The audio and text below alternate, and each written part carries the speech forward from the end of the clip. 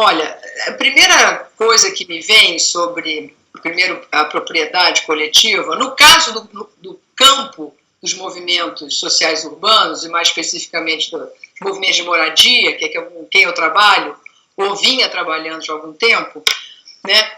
A ideia da propriedade coletiva, ela é forte naqueles que tiveram influência do Uruguai.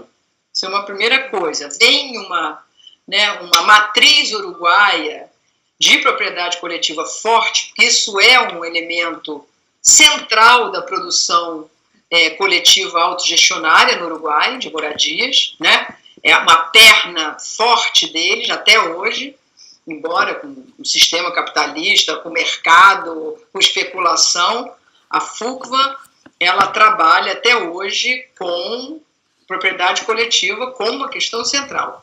Isso vem nos anos 80, final dos anos 80 para o Brasil, para São Paulo e para Porto Alegre, uma influência grande, o governo Orundina e tal. Então, a União, né, pessoal dos sindicatos em Porto Alegre, todo mundo vem discutir cooperativismo habitacional e autogestão habitacional com essa matriz, né, que nunca vingou aqui. Na verdade, a matriz uruguaia, ela entra como metodologia autogestionária, como você organiza, né, moradores, como você mobiliza, como você faz obra, como você faz um monte de coisa, né? Isso veio. Agora, a propriedade coletiva ficou lá, não atravessou a fronteira, né, entre o Uruguai e o Brasil, porque aqui os financiadores, o Estado nunca aceitou, por exemplo, a Caixa Econômica nunca topou, né, essa história de propriedade coletiva. Qualquer financiamento público para habitação no Brasil tem uma exigência de ser individual, o contrato, né? Na hora que o contrato é individual, a propriedade coletiva dança, né? Porque aí você tem que fragmentar, né, cada unidade numa família. Isso é um debate. O que tem de importante, talvez, nisso, é que ficou num nível no Brasil, nesse campo da reforma urbana, em geral, a discussão da propriedade, de uma forma muito superficial. Como o Estado, né, não aceita, né, e como é um movimento totalmente atrelado, vinculado à política pública, né, não vinga e também não se pauta muito. Isso meio que saiu de debate. Não é uma bandeira. Eles falam nisso, né? Mas nunca foi incorporado como uma luta mesmo. Isso é a minha leitura, viu? Eles quase num nível assim, tem que falar da propriedade coletiva, porque faz parte. Mas como isso não dá, vamos para outra coisa. Vamos fazer propriedade privada, que é o que os movimentos estão fazendo e fizeram com esses financiamentos todos aí, do Minha Casa Entidades, né, crédito solidário, tudo, casa própria, com escritura particular e tal. Né? Então, esse seria um quadro dentro desse campo do movimento de reforma urbana e dentro dos movimentos de moradia.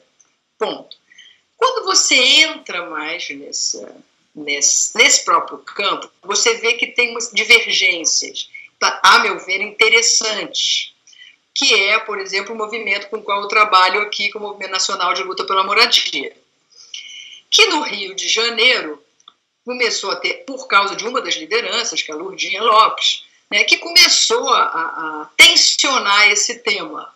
Como tensionar esse tema? Ela não defende propriedade coletiva nenhuma no urbano, né, diferentemente de outras comunidades, de outras situações. No urbano, ela fala o seguinte: a propriedade coletiva continua sendo propriedade, né? Só que agora é um grupo. E esse grupo, né, ele pode perfeitamente, em um determinado momento, decidir especular com a terra. Em vez de uma família, por exemplo, um empreendimento de 40 famílias, numa cooperativa, vamos votar, né? 21 famílias decidem especular e vender, pronto. Né? Acaba que o resultado é o mesmo, é um poder de um grupo especular.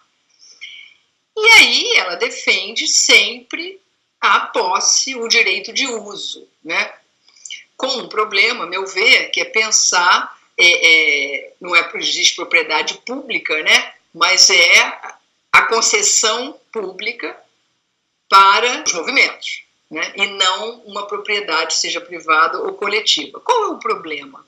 O problema é que nesse país nosso também é propriedade, porque é estatal, não é pública. Aí é uma diferenciação importantíssima entre Estado, né, o sentido do estatal e o sentido de público. Não é sinônimo.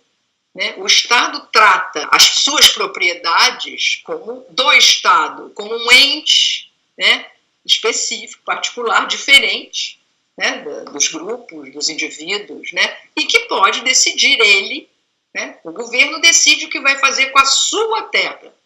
Então, o sentido de público não existe. Né? Muda governo, né? Muda a política.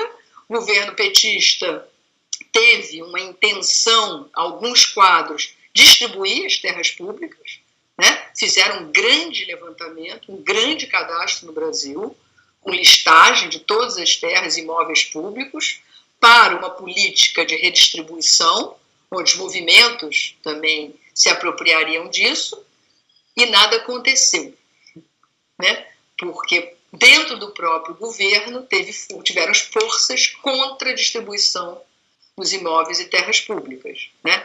Os próprios assentamentos do MST, né? Se avançou pouco em relação aos assentamentos também, né? Então, assim, essa é uma grande disputa, uma grande questão no Brasil ainda. Depois do golpe, o Temer, quando dá o golpe e assume em 2016, na primeira semana, a primeira ação do governo Temer foi recolher todas as terras públicas, os cadastros, para repensar a política da Secretaria do Patrimônio da União. Foi a primeira, o que diz muito, né? Diz muito. Assim, é bem de raiz. O poder no Brasil ainda é patrimonialista. Tem uma força muito grande a propriedade privada da terra no Brasil. Poder, né? Das elites. Então, essa é uma briga muito relevante, a meu ver. E que estamos todos nós meio reféns, né? Desses discursos. Vamos defender propriedade coletiva, vamos defender concessão, sem tratar isso, na verdade. Né? E vamos indo. Né? Porque se tem lá um financiamento, vamos pegar o financiamento nas condições que tem. Então, o que aconteceu nos últimos 14 anos foi que nas cidades, os movimentos organizados produziram casa própria, individual, com propriedade privada. Na maioria, nas periferias. Ou seja, eles acabaram reproduzindo um padrão de urbanização clássico, né? Que é produzir casa própria nas periferias urbanas. Eles fizeram isso de uma forma um pouco diferente, com muito mais qualidade, né? Tem projetos bons, a construção melhor, mas isso que a gente está tratando aqui, né? A estrutura fundiária, né? A cidade que está sendo produzida junto, ela não se alterou, São condomínios, né? São condomínios de movimentos sociais, murados, com propriedade privada, né, dentro desses condomínios, né, fração ideal, igualzinho um condomínio de classe média da incorporadora. Né. Esse é um pouco o quadro hoje que a gente tem do que foi esse processo neste campo dos movimentos, que não são todos os movimentos sociais urbanos do Brasil, né, é um grupo, uma parte desses movimentos que tem acesso ao Estado, né, que estão relacionados com partidos políticos, PT ou PSOL. É desse universo que eu estou falando. A maioria desses movimentos de moradia não pautam a questão que eles mesmos chamam, às vezes, da sustentabilidade dos seus empreendimentos. Uma palavra feia, mas é assim que se usa. Que seria, bom, tá, fizemos casas melhores. E daí? As pessoas continuam, né, vivendo precariamente, sem renda, no informal, né? Isso não muda. Esses movimentos não têm nada a fazer com isso. A princípio, em toda a pauta do movimento de reforma urbana, tem sempre lá um item economia solidária, políticas de trabalho e renda, isso sempre é colocado, nunca acionado. Né? É sempre para depois. Conseguimos produzir habitações melhores, agora vamos pensar o trabalho, agora vamos pensar, né, como resolver a precariedade dessas pessoas, para que elas não vão embora também, né? Porque também tem isso, tem gente que já pensa em vender, está no movimento, fez uma produção autogestionária, né, mas não tem condições de ficar ali, ou então precisa de dinheiro, vende, né? E aí vende como? Se é privada, ela pode especular. Né? Em São Paulo a gente já viu isso, tem gente que vai pensando, pô, isso aqui já valorizou a beça, já me falaram. Né? E aí, essa também eu acho que é uma coisa interessante no Rio de Janeiro, uma particularidade, é que o movimento nacional, ele sempre pautou o trabalho. Né? Desde o início, Manuel Congo, uma ocupação no centro do Rio de Janeiro, as pessoas conhecem, desde o início se tinha um projeto de produzir moradia e produzir um restaurante, e produzir uma cooperativa de trabalho. Eles criam uma cooperativa de trabalho de construção civil para criar, né, um serviço que podia prestar para eles mesmos ou prestar serviço, né, e uma cooperativa de alimento, restaurante. Então, pautar isso está fora da curva, é raro. Isso aconteceu aqui, com 1000 problemas, porque o saber, né, sobre cooperativa de trabalho não é trivial, e eles não têm, eles não tinham. Fizeram cursos, né, não adiantou muito, ainda funciona, estão produzindo quentinho, agora que o prédio ficou pronto, agora que eles vão reformar, fazer a cozinha, então é tudo muito lento, mas é uma experiência interessante. Nós lá em Caxias, eu estou participando de um grande projeto em parceria com o movimento em Caxias, uma terra imensa. Algo que está nos surpreendendo foi que a gente já começou com produção agroecológica de alimentos, porque a terra era muito grande. Então já tem uma relação entre, né, o tamanho da terra coletiva e a possibilidade de você pensar o trabalho nela. Uma coisa é um prédio no centro de uma metrópole. Que você pode... Outra coisa é uma terra imensa na periferia, que é o caso de Caxias. A coisa está indo, já tem uma produção organizada, já começou agora a cozinha coletiva, o restaurante, produção de eventos, está gerando renda, né? Agora eles estão pensando na construção civil também, porque vamos requalificar alguns prédios nesse terreno. Mas eu diria que isso tudo ainda é muito experimental. Né? Hoje já se tem uma consciência aqui, esse movimento, que sem isso não vai muito longe, não se altera as condições urbanas de vida, se você não trabalha, não articula a produção da moradia, né, a materialidade da cidade com o trabalho. Né? Agora, as relações de trabalho, a natureza desse trabalho, os campos possíveis de desenvolver isso, é muito experimental.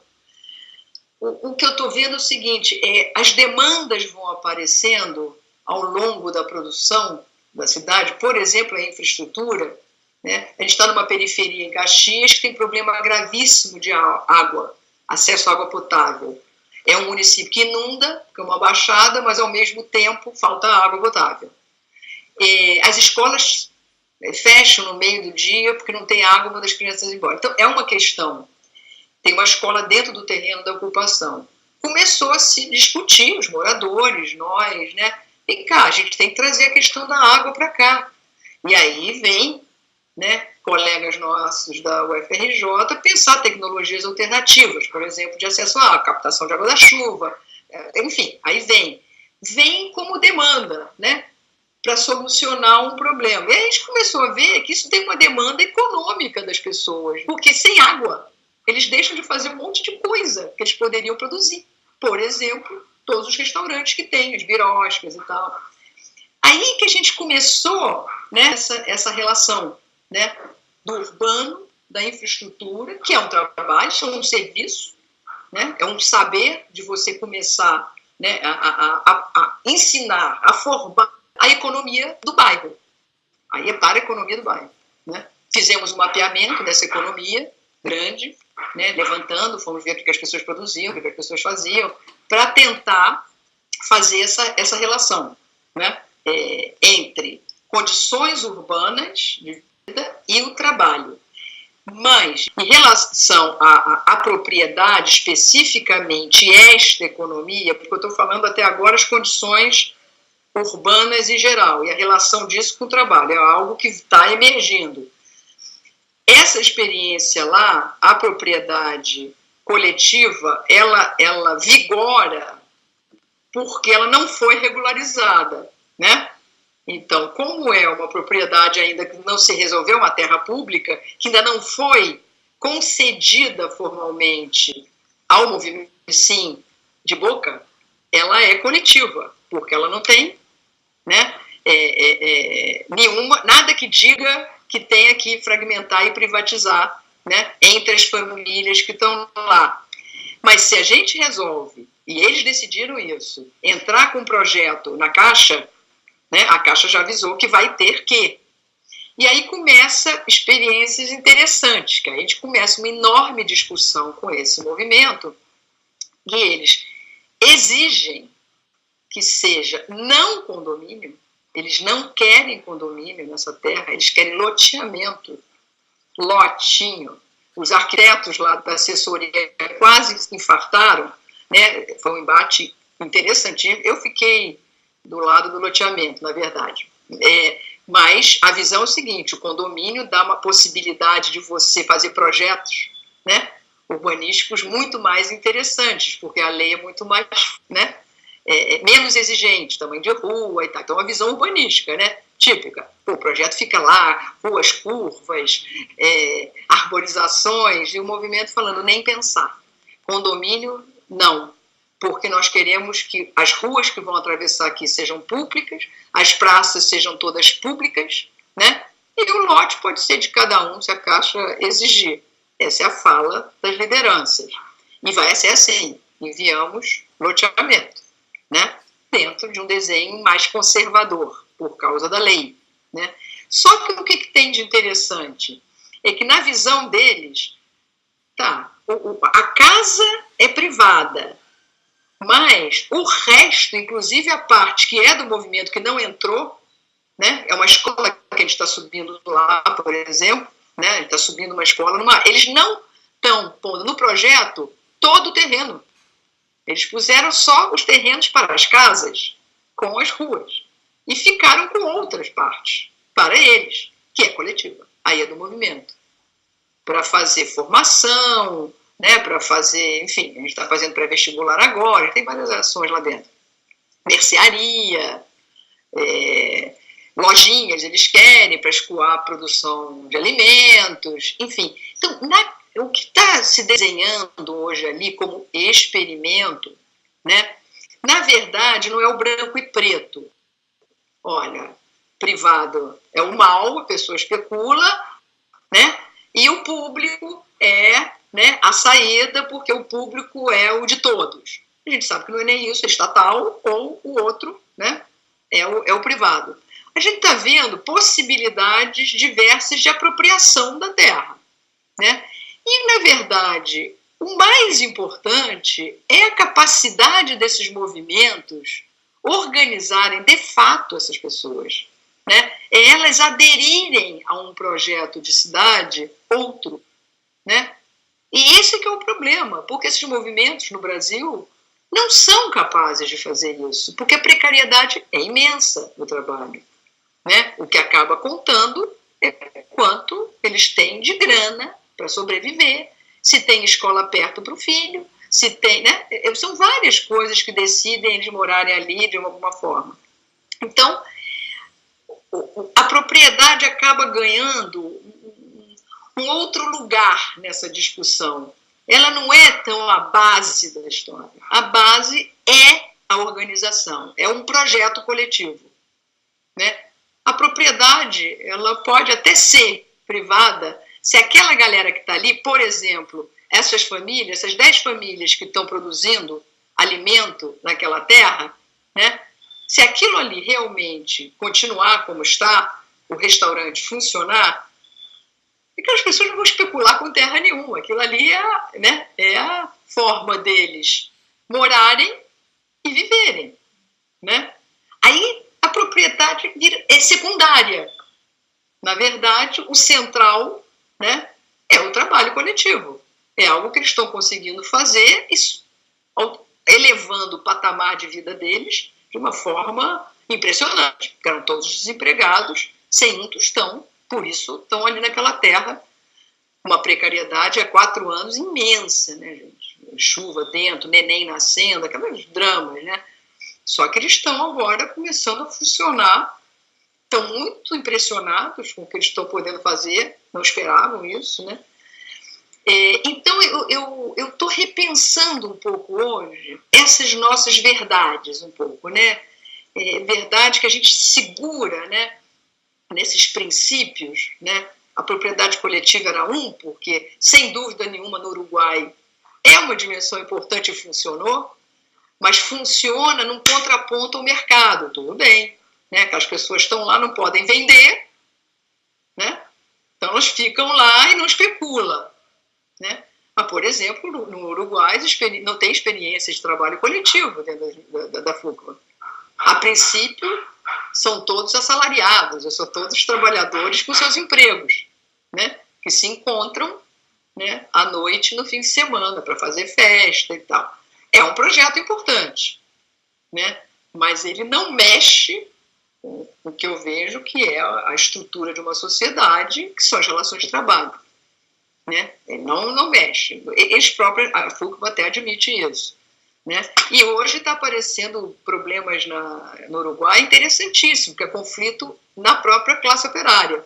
Eu assisti um embate incrível ano retrasado, que os que são também hoje estão morando, né, no Uruguai, porque estão na periferia, que é violento, né, e operários reclamando que moram no bairro e que agora tem que andar léguas, porque eles puseram um muro, os cooperativados cercaram o seu empreendimento e os outros operários estão fora, passaram a ter que andar mais, sei lá, 20 minutos para pegar o trem, porque eles fecharam as ruas, né? É interessante o embate. E a FUCBA admitiu que realmente eles não pensam cidade, eles pensam a cooperativa e o empreendimento coletivo, o que é grave, né? Num projeto de sociedade alternativo, num projeto de cidade. Então, assim, eu diria a vocês que eu acho que a gente tem que trazer a discussão da propriedade e da concessão e das terras públicas para dentro desse campo do trabalho. Eu acho que o MST ajuda porque todos os movimentos rurais, isso é um pressuposto, né? Porque terra é para morar e trabalhar, a priori, né? Você não tem essa divisão. Então, quando eles ocupam uma terra, o MST, já tem como pressuposto que aquilo ali, né, é o teto, né, a garantia da reprodução da família e meio de produção. A terra tem os dois sentidos no rural e no urbano não. Né? No urbano não tem o duplo sentido, é teto. Né? Aí o meio de produção cada um vai se virar. Eu acho que esse fosso entre que tem essa leitura é o grande problema hoje para a gente avançar. Né? Eu acho que a avaliação que a gente faz hoje no Minha Casa Minha Vida Entidade, com todos os progressos importantes de qualidade, principalmente no campo da arquitetura, né? Em alguns campos bem específicos tiveram avanços. Mas se a gente pensa para um projeto de sociedade, eu acho pouquíssimos avanços, inclusive alguns problemas de agravamento. Né? Por exemplo, continuar produzindo periferia com condomínio.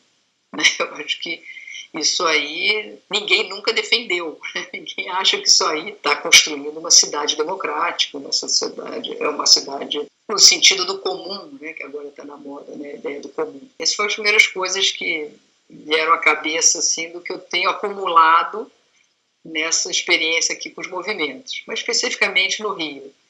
Porque é aqui que eu estou repensando as coisas, entendeu? Por causa do experimento concreto.